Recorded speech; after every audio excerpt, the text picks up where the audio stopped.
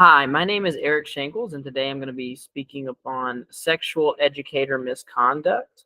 There are many forms of misconduct from teachers and educators. Specifically, I would say negligence, stealing, sleeping with coworkers, misuse of funds, and things along those lines are deemed immoral and unethical. But today we're specifically talking about sexual educator misconduct in relation to students. I'm going to pull up my PowerPoint. So now I'm going to share my PowerPoint here. And again, this is sexual misconduct by teachers.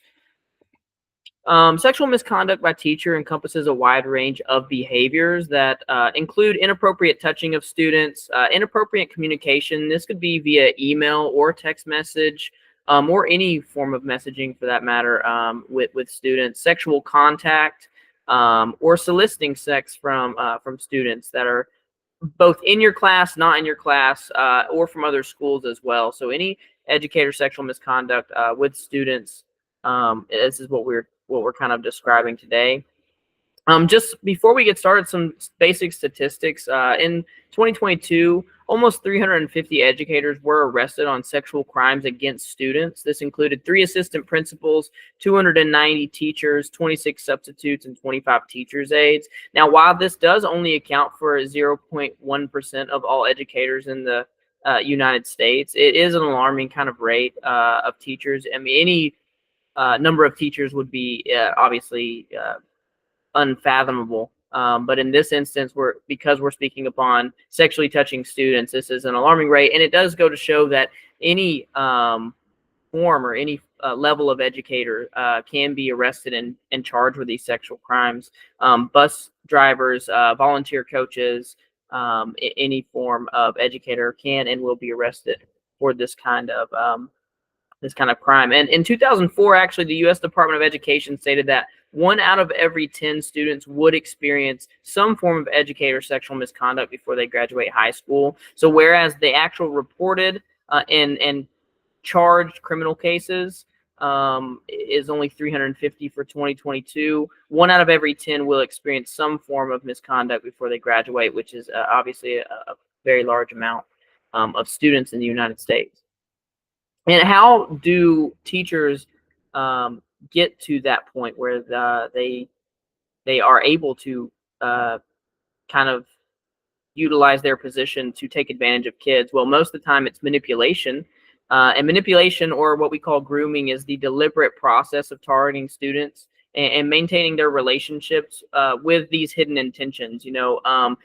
Constantly hanging out with other students, or hanging out with their students, whether it's on campus or off campus, beginning to get basic friendships with students, and then turning that into some form of sexual relationship.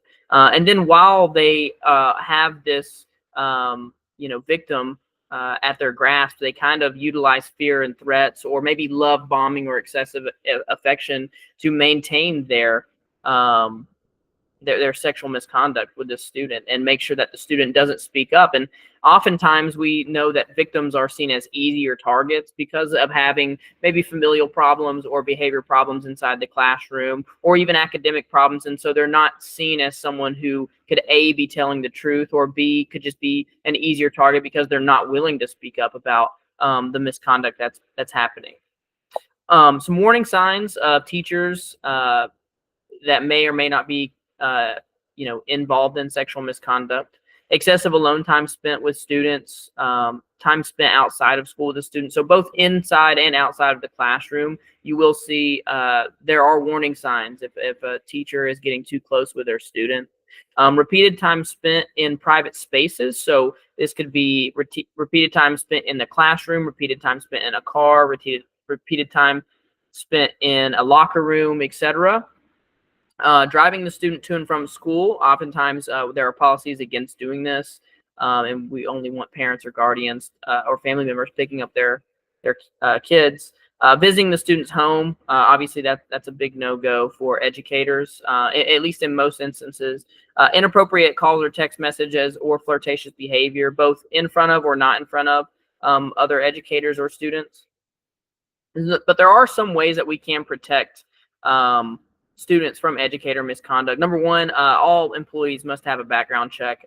This eliminates a lot of potential predators right out of the gate in the hiring process.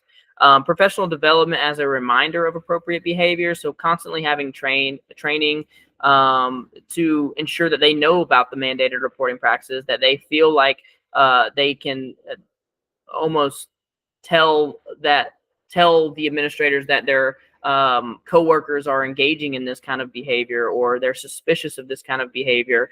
And also school monitoring. As an administrative team, you need to have cameras, you need to have security, you need to constantly be monitoring for this type of behavior from your employees, both, as much as possible. Obviously, you're not going to be able to see everything, but school monitoring does help. If you're having someone constantly walking through the halls, making sure that this kind of behavior is not happening inside the classroom or outside the classroom on school grounds and beyond.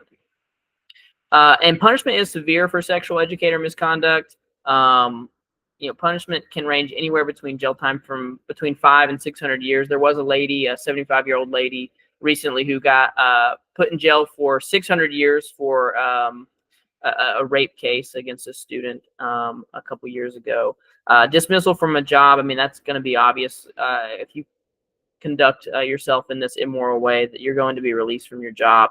Your teaching certificate will get revoked, and you will be fined thousands of dollars, and likely never get in the education system again, regardless of which charge it was, because there are a bunch of different charges between rape or assault and battery, sexual assault and battery, and everything in between. So yeah, the punishment is definitely severe. There are many, many, many cases of teachers every year getting put in jail for this kind of misconduct.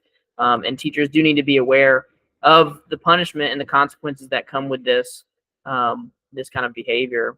And again, as an administrator, you do have a legal obligation to report all suspicious behaviors. You need to create a response team that's able to tackle any kinds of suspicions. Anytime somebody reports something to you, you have to have that response team that investigates and documents everything. They make sure they get very detailed information, and then report that to the mandated law enforcement or the right channels to make sure that that's taken care of. I mean, even if it turns out to be false, you still have to have, as an administrator, you have an obligation to go through this process if it's reported. And students do sometimes lie, but that is not that's not just a justification to not report and not go through this entire process, and making sure that you are being very clear and detailed in your investigation. And here's a list of references that I used for this presentation. So again, just to kind of wrap up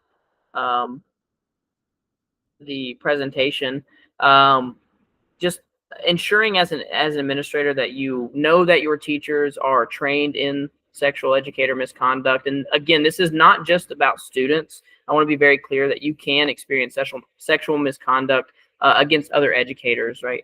Unwanted sexual advances, flirtatious behavior, and anything along those lines. And so it is important that your teachers are trained. They know all of the laws behind their behaviors, and that you're constantly giving them professional development and reminders about mandated reporting, and always speaking up, and kind of creating an environment where this kind of stuff doesn't happen, right? With high levels of security, et cetera. So that is my presentation on educator sexual misconduct.